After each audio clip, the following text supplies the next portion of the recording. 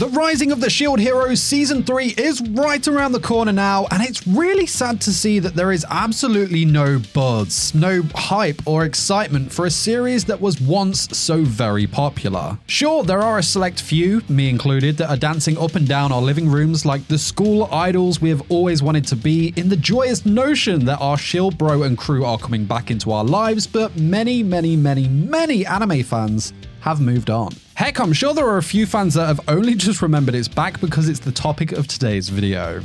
So I am 414 Anime, and today I'm asking and answering the question, what the hell happened to Shield Hero, bro?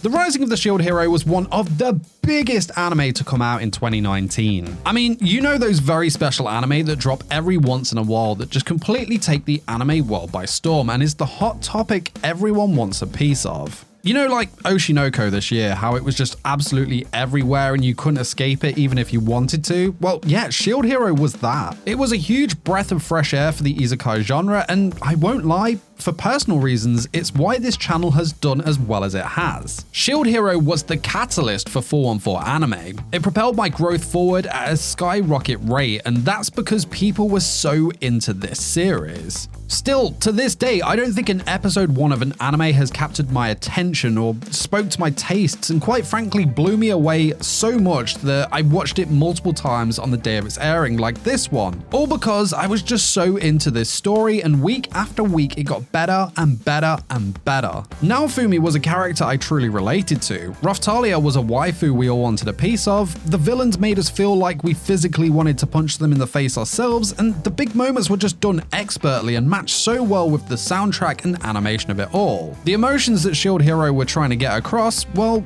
yeah, they just connected with us. Done in a much larger scale, of course, but it was still told to us so that we could relate to it in our own way. Maybe, yes, it hit me harder than most, but the bottom line is that Shield Hero was truly a very special anime. So when the news of not only a second season but a third season were on the way, I am certainly not alone in saying that I was hyped as all balls for it. And yes, there are bigger anime out there, but to me, I felt like this was a big blockbuster coming back. However, when that second season was airing, yeah, well, the magic of the show fell at an alarming rate week after week after week. So what the hell happened to Shield Hero? Well, multiple things in its season 2.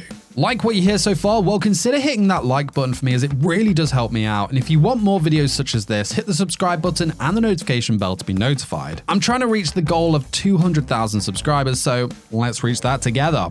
Arigato. Yes, multiple things contributed in the fall of the Shield Hero, and its season 2 definitely left a lot of fans disappointed. The first part of the season takes place during the fight with the Spirit Tortoise, while the second half takes place in an entirely different world, albeit you know, it didn't really look too different. The majority of the new places are kingdoms or cities from the world where Lark, Glass, and the Vassal Weapon heroes originated. Other destinations are mentioned in the anime, but very briefly looked at or explored at all. Of course, when it comes to an isekai series, one of the most crucial components is world building. Mushoku Tensei does this very well. However, Shield Hero struggled here. Although it's amazing to see an effort to expand the universe beyond the first season, there were far too many new characters introduced, far too many new locations presented to us, and much too little time spent building each of these new things. Introducing new characters and locations is not a bad thing. However, this many new locations and characters wouldn't be so bad if enough time was spent in or on them for us to adapt and grow fond of. With Shield Hero Season 2, it just felt like, you know, it was another place or just another character, we then move on to the next one. Character development was another area in which the series fell flat.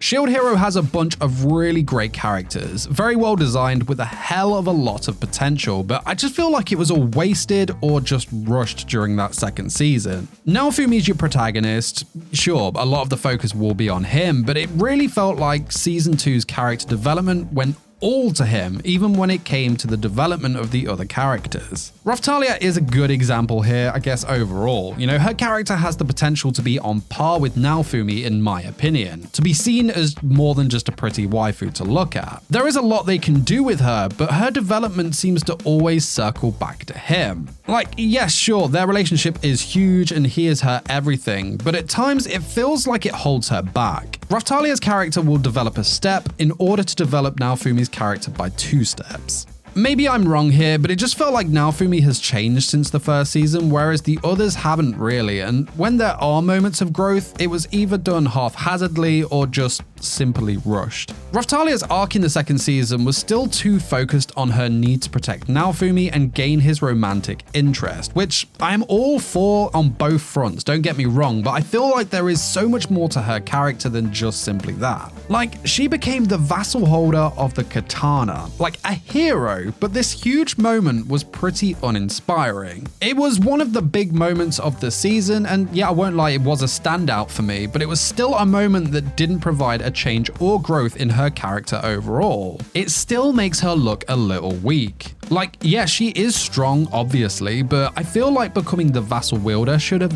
made her grow as this strong, independent character that still has this subtle vulnerability to her when it comes to Naofumi. Now, I think when it comes to rushed character development in season 2, that's best described by using Rishia as an example. Rishia was a feeble, cowardly character with a one-sided crush on the bow hero in the first season. In season 2, she did develop into a strong, confident, and dependable party member who made a significant impact. The only problem was that this shift occurred so quickly and without any build-up. There were, of course, a couple of moments that were really hype with her, but overall, I think she was so very rushed. In terms of the new characters though, Oast was a very interesting character and I really enjoyed what they did with her. However, her time was limited, so there was only so much they could do with her, but what they did do with her, I thought was spot on. Fair play. As for Kyo, kind of the same problem. They did a fantastic job of making him this vile douche you just wanted to slap in the face, but the climax of it all,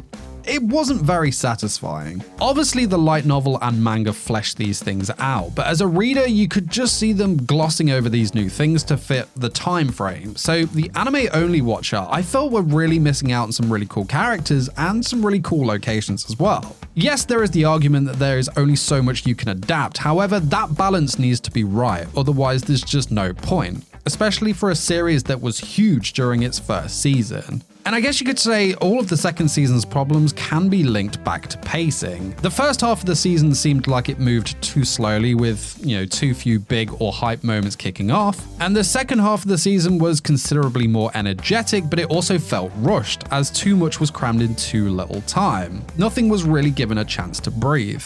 And I guess when you think about it, it's no wonder that pacing was season 2's Achilles heel, given that the first season was nearly twice as long episode-wise. I think if I remember this rightly, the season 2 adapted 1 less volume in half of the amount of episodes, which is crazy to think about. This might be the main one for me, but I think the series also lost one of its core attention grabbers going into season 2, which was the revenge fantasy, where Naofumi had given up on his humanity and turned into this man who was desperate to extract his vengeance at any and all costs. As a kid who grew up on bands like My Chemical Romance, the revenge thing really tickled my interest, and you combine that with the Curse series and it was just so very damn tasty. But when that was all resolved, it just felt like a core aspect of what we loved about the show was gone. Sure, Naofumi is still a little rage ball at times, snarky in his remarks and whatnot, but with season 2 it felt like they were trying too hard to make him angry. It was forced, whereas season 1 did it perfectly. Anime-wise, it was all very much dulled down. Like, one of the moments I was really looking forward to was when Philo was captured in Glass's world by this ruthless group who were like using and abusing her for entertainment. Naofumi and co go to save her, and when confronted by the group, Naofumi goes full rage and badass mode and literally destroys them. Like, I had the freaking Darth Vader theme in my head. You know how they play that theme whenever Anakin did something dark and edgy? Yeah, that was playing in my head while reading this, and when I saw how diluted this was in the anime, I was just so very disappointed. hopefully they've taken this all on board for season 3. I'm still very hyped for it, and I think they can reclaim what it once was with this, especially with the content that they have to adapt, but hopefully the damage hasn't already been done. What were your thoughts on Shield Hero's second season? Are you hyped for season 3? Am I completely wrong on all of this? Let me know in the comment section below. And while you wait for the next video to drop, why not check out this video where I talk about all the brand new anime coming this fall season that you cannot afford to miss. It's a great one. But guys, that is it from me. I'll see you soon for some more. Till then, you take care. Peace, peace.